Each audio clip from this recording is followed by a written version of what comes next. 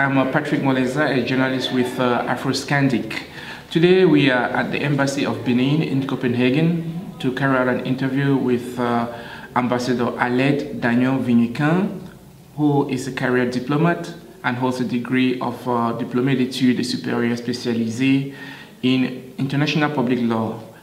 Mrs. Agnon Vignican is Minister Plenipotentiary of Foreign Affairs with a top rank, and before assuming her current position, she held high positions of responsibility at the Ministry of Foreign Affairs, as well as in Benin's diplomatic missions abroad.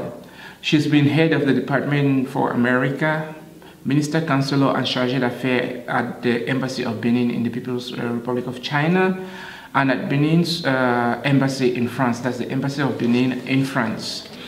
Aled Vignican is Ambassador Extraordinary and Plenipotentiary of the Republic of Benin to Denmark, with jurisdiction over the other Scandinavian countries, the Baltic countries, and the Republic of Iceland since 2008. It should be emphasized here that until 2008, Mrs. Vignican was the only female ambassador from the Republic of Benin.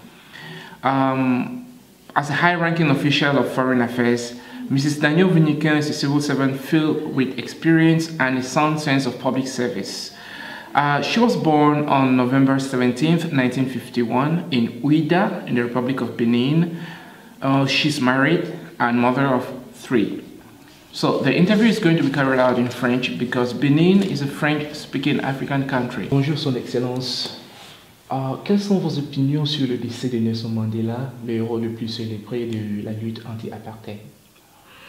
Merci beaucoup. Déjà, merci pour cette opportunité que vous me donnez de pouvoir embrasser des questions aussi essentielles et différentes sur déjà même la présence du Bénin au Danemark, ainsi que des questions d'actualité. S'agissant de la question que vous venez de me poser sur mes opinions sur le décès de Nelson Mandela, et je vais vous dire que c'est une perte immense pour non seulement le monde entier, mais particulièrement pour l'Afrique.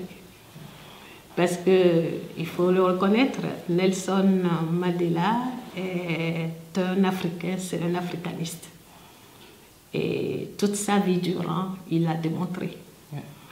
Et Nelson Mandela, comme on le dit en Afrique, chez nous, quand un vieux meurt, c'est une bibliothèque qui disparaît. Effectivement, Nelson Mandela en est une, c'est une bibliothèque. Et par ses pensées, par ses manières de faire, par son comportement en général, il est parti, c'est sûr, avec un pont de choses qu'il aurait pu transmettre et qu'il n'a pas pu pour des raisons évidentes.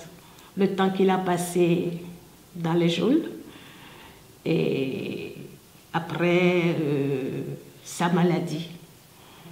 Surtout, il a essayé quand même de donner ce qu'il a, de transmettre ses valeurs. Et ces valeurs sont surtout ancrées dans un prétexte typiquement africain et typiquement sud-africain. Et c'est le prétexte de l'Ubuntu, la tolérance, le pardon, l'abnégation, le don de soi. Et il a démontré sur plusieurs plans. Il est allé jusqu'à pardonner à ceux qui l'ont maltraité dans les prisons sud-africaines où il a séjourné pendant 27 ans de sa vie. Et avec le recul nécessaire, on peut reconnaître que s'il est décédé à 95 ans, c'est sûr que le temps qu'il a passé dans les geôles a été pour quelque chose, sinon On a constaté quand même que dans sa famille, c'est des gens qui vivent plus longtemps. Il serait peut-être encore en vie, en train de nous transmettre quand même les valeurs qu'il a. Alors, Nelson Mandela, c'est un grand homme.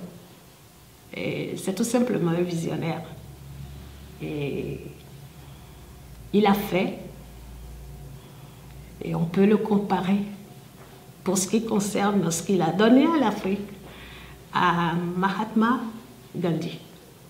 Alors, de ce fait, je peux dire que cette perte-là, non seulement elle est importante pour nous, mais elle est importante pour le monde entier. Vous avez vu le nombre de chefs d'État qui ont honoré de leur présence ces obsèques. Et vous avez dû certainement écouter le beau discours que Obama a fait. Alors, si jusqu'à ce niveau-là, tous ceux-là ont pu se déplacer, ça veut dire que Nelson Mandela a été...